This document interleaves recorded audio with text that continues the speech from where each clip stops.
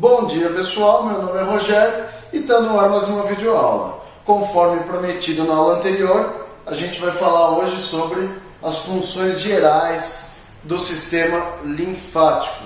Então, se você entendeu como que funciona o sistema de reciclagem da água pelo nosso corpo, vocês vão entender facilmente para que serve o nosso sistema linfático. Então, o sistema linfático basicamente vai ser para complementar esse sistema de reciclagem. Antes de falar do sistema de reciclagem de água pelo corpo, vamos falar uma historinha do sistema linfático. O sistema linfático é um sistema que costuma ser jogado de lado pelos livros de anatomia, como vocês devem ver por aí. Você pega um livro de 500 folhas, tem 5 falando de sistema linfático. Então, o sistema linfático ninguém está nem aí para ele, e nem para os órgãos que os compõem. Então, se a gente falar dos órgãos que compõem o sistema linfático, vou falar de alguns aqui que vocês vão falar, não, esse órgão faz parte do sistema linfático? Vamos ver alguns deles. Sabe qual que é o órgão mais importante do sistema linfático? É a medula óssea. Você pensou agora, fala sério, Rogério. Amigo, medula óssea. A medula óssea é o principal órgão linfóide. E a medula óssea também é importante no sistema sanguíneo, no sistema hematopoiético. Nossa, hematopoiético, isso aí, o sistema sanguíneo também tem esse nome. Por quê? Porque a medula óssea, ela que produz as células sanguíneas e as células linfáticas. Então é para isso que vai servir basicamente a medula óssea. No nosso corpo, a gente tem a medula óssea produzindo as hemácias e os glóbulos brancos, que são os leucócitos. As células do sistema linfático são chamadas de linfócitos. Os linfócitos são que nem os glóbulos brancos, são iguaizinhos os glóbulos brancos. A única diferença é que os glóbulos brancos circulam pelo sangue, ou seja, circulam no plasma. E os linfócitos circulam no sistema linfático. Eles circulam na corrente linfática. Por isso que eles chamam de linfócitos. Basicamente eu tenho 3 tipos de linfócitos. O T, o B e o NK. O que é o linfócito T? O linfócito T é o linfócito que é produzido na medula óssea, um linfócito virgem, que é produzido na medula óssea e é amadurecido em outro órgão linfóide que chama timo. O timo que fica aqui no peito, ele fica atrás desse osso externo aqui e na frente do coração. Ele está esmagado entre o externo e o coração.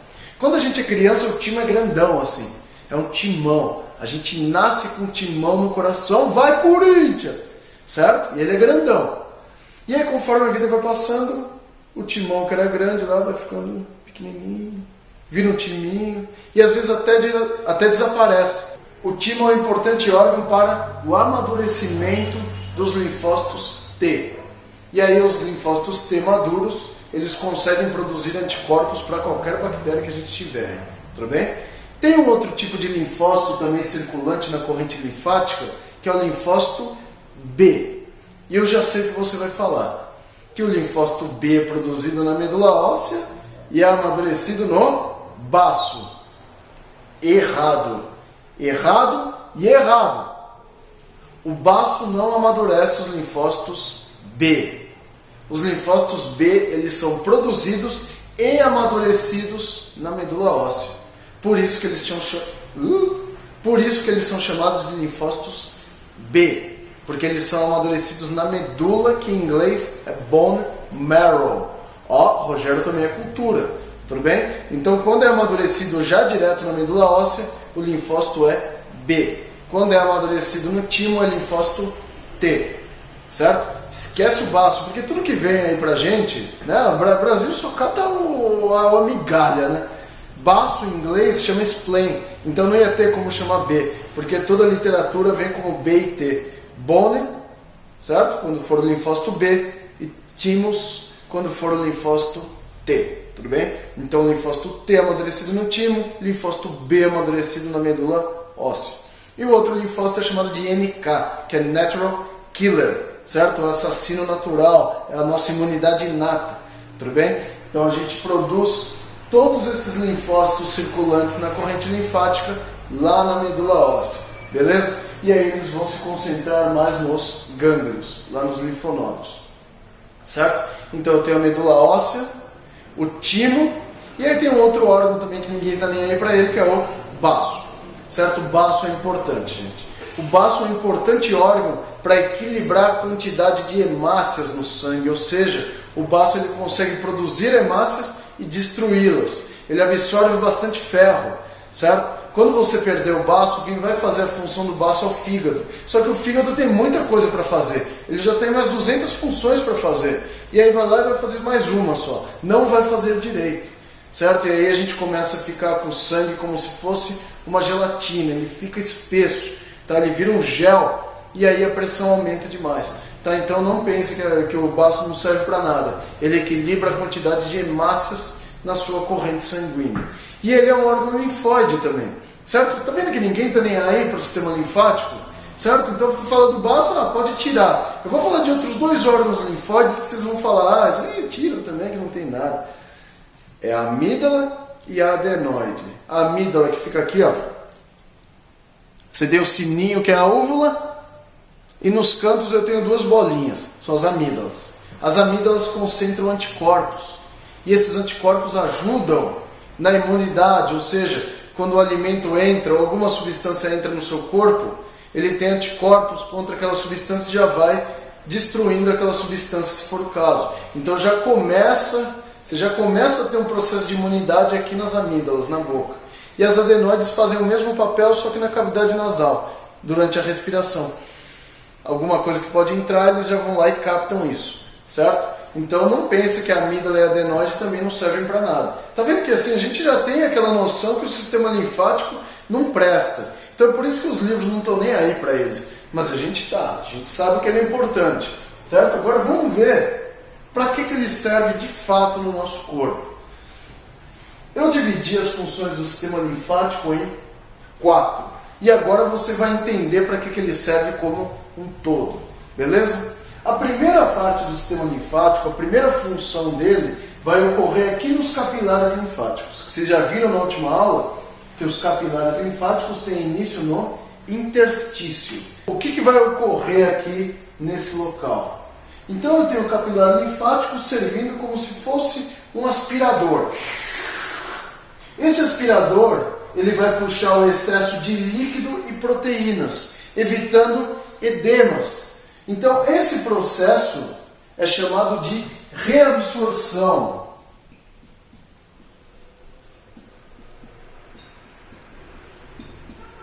Reabsorção de quê? Reabsorção dos excessos de líquido, evitando edemas, e proteínas. Ou seja, você recupera as proteínas plasmáticas e depois devolve elas para o sangue. Certo? Você não vai perder proteínas nesse processo aqui, mesmo na formação de edemas, certo? Então a primeira função do sistema linfático é a reabsorção dos excessos de líquidos e proteínas perdidas nas trocas entre os capilares e as células. Primeira função, reabsorção.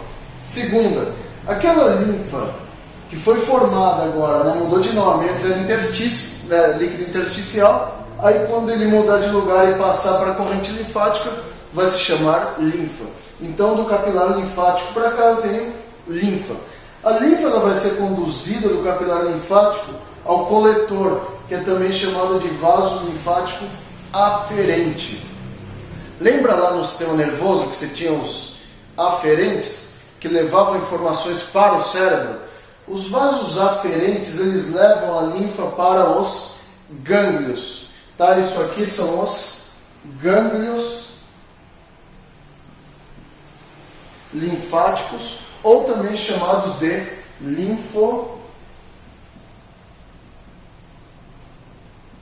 linfonodos. Tanto faz se você chamar de gânglio ou se chamar de linfonodo. É a mesma coisa. Só não confunde com o gânglio nervoso que está lá na coluna vertebral, porque isso aqui é gânglio linfático. Fica no pescoço, na virilha, na axila, em várias partes. Certo? Lá no gânglio vão acontecer 2 coisas. Aquela linfa que foi reabsorvida vai ser conduzida pela aferente e vai ser filtrada. Então o processo 2 aqui é a filtração. filtragem, qualquer impureza que estiver sendo conduzida pela linfa vai ser destruída aqui nos gânglios. Destruída por quem? O que eu tenho nos gânglios? Lá nos gânglios, que são dilatações dos vasos linfáticos, vocês têm macrófagos, que são células gigantes que detonam toxinas e outras substâncias, e linfócitos. Então aqueles linfócitos que a gente falou agora atrás estão concentrados nos gânglios. Então a primeira coisa, filtragem. Toxinas que eventualmente possam estar presentes aí na linfa são destruídas pelos macrófagos aqui nos gânglios, certo? Bactérias que migraram também aqui para os vasos linfáticos são conduzidas aos gânglios e eventualmente serão destruídas pelos anticorpos produzidos pelos linfócitos. Então aqui a gente também tem o nosso processo de imunidade, a nossa imunidade. Então os linfócitos produzem anticorpos para muitos tipos de bactérias que agridem nosso corpo, certo? Então a gente pode considerar que o sistema linfático é a mesma pessoa que o sistema imunológico. Então o seu sistema imunológico é aqui, ó. É nos gânglios, é na medula óssea e é os leucócitos presentes lá no sangue, certo?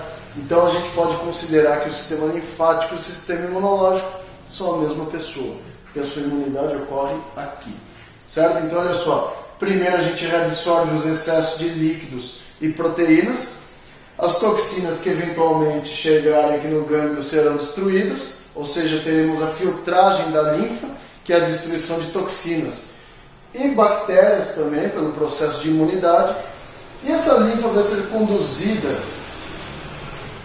lá nas veias, lá próximo do coração. Se vocês for observarem, as veias têm válvulas.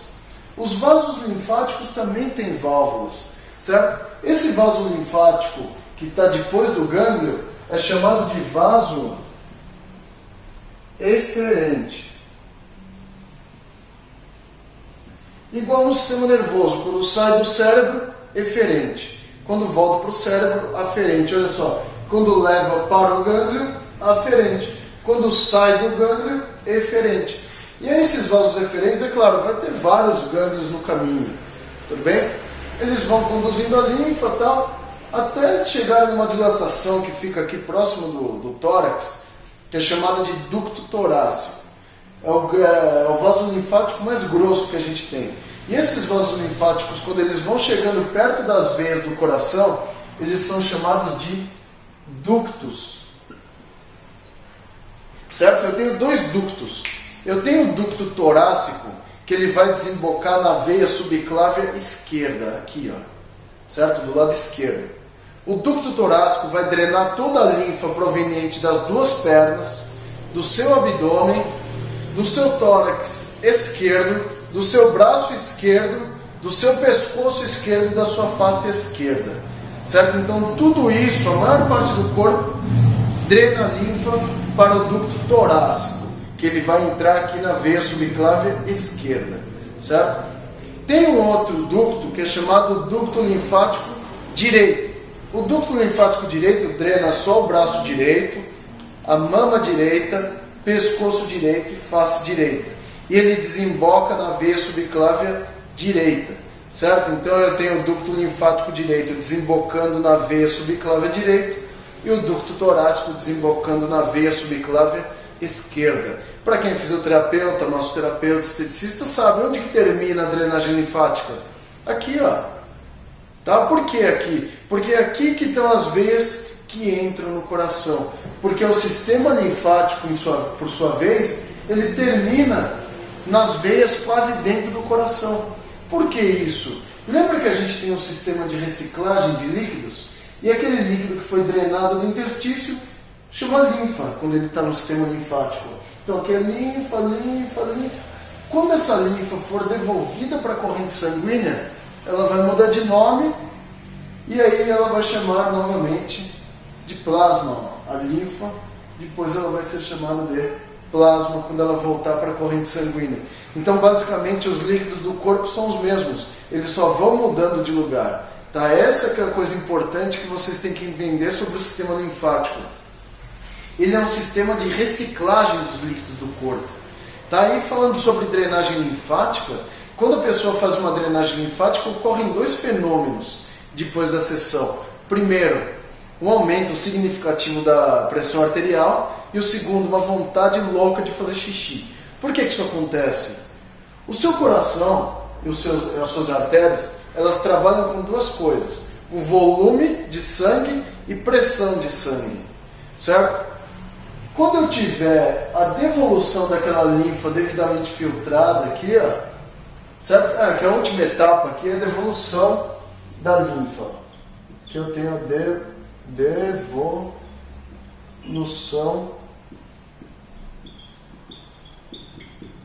da linfa para a corrente sanguínea, é a etapa 4 aqui. É onde junta aqui nas veias subclávias. Quando eu tiver essa devolução da linfa para a corrente sanguínea, vocês concordam que eu vou devolver uma quantidade grande de líquido para o sangue? E a quantidade, o volume de sangue aumenta? Se eu aumentar o volume de sangue que vai passar pelo coração naquela hora, eu vou aumentar também a pressão. Então é natural que um pouco depois da drenagem linfática aumente um pouco a pressão arterial. E quem vai regular a pressão arterial é o rim. Aí o rim é sensível a isso. Então na hora que aumentar a quantidade de líquido, esse líquido vai fluir pelo coração e os rins estão aqui pertinho também. E aí eles vão filtrar aquele excesso e produzir urina para minimizar a pressão arterial, certo? Então é por isso que a pressão arterial aumenta um pouco depois da drenagem e a gente tem vontade também de fazer xixi, certo? Então isso são algumas curiosidades aí que acontecem depois da drenagem. Então se a gente for considerar o sistema linfático, ele é dividido em 4 funções. Primeiro, reabsorção dos excessos de líquidos e proteínas perdidas para o interstício. Esse excesso é conduzido pelos vasos até os gânglios, e esses gânglios vão fazer o quê? A filtragem da linfa, ou seja, detonam toxinas e bactérias, porque aqui eu tenho meu processo de imunidade, eu tenho linfócitos e macrófagos aqui dentro. E essa linfa foi limpa, certo? Aquela linfa que saiu suja foi limpa aqui nos gânglios, e aí ela vai ser conduzida pelo vaso eferente até os ductos, que são os vasos linfáticos que vão se comunicar às veias, veia subclave direita e veia subclave esquerda, e aí eles vão devolver a linfa novamente para a corrente sanguínea, só que agora a linfa está limpinha, a linfa está devidamente filtrada, e aí você vai devolver isso para a corrente sanguínea e restabelecer o volume de sangue no nosso corpo, certo? E aí quando a gente trocar o local, né, era a linfa nos ductos, e a linfa entra na corrente sanguínea, aí ela vai mudar de nome e transformar-se novamente em plasma sanguíneo. Aí aquele plasma flui, vai ser transformado em líquido intersticial, o excesso vai ser filtrado, blá, blá, blá, blá, blá. E é um sistema circulatório paralelo. Geralmente, os vasos linfáticos e os gânglios, eles seguem as veias. Tudo bem? Só umas considerações a fazer aqui em relação ao sistema linfático. Geralmente eles seguem as veias, as grandes veias, certo? E esses vasos linfáticos, eles ficam perto dos músculos. Então toda vez que você anda ou se movimenta, os músculos bombeiam a linfa. Então a gente pode perceber que o sistema circulatório, ele tem uma bomba propulsora, que é o coração. O problema do sistema linfático é que ele não tem uma bomba.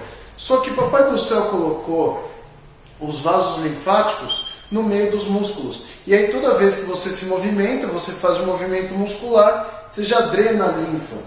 Que a linfa só flui num sentido também. Que ela tem a mesma característica das veias, ela também tem válvulas. Então o sentido da linfa é unidirecional, é somente em direção ao coração e não no sentido contrário. E toda vez que você se movimenta, você já drena essa linfa, certo? E o sistema é tão inteligente que a maior parte dos gânglios, dessas bolinhas aqui, estão localizadas próximos das articulações. E aí quando você faz movimentos nas articulações, você promove um bombeamento da linfa. Então a bomba para a linfa são nossos músculos e as nossas articulações. E é isso que vai permitir que naturalmente nossa linfa flua pelo sistema. Beleza? Gente, eu espero que vocês tenham entendido para que serve o sistema linfático e que esse vídeo tenha ajudado vocês de alguma forma, beleza? Não esquece de dar aquele like básico para ajudar a divulgar o nosso canal, compartilhar no Facebook para que mais gente veja essas aulas aí, beleza? Muito obrigado, pessoal, por assistir os vídeos e até a próxima aula.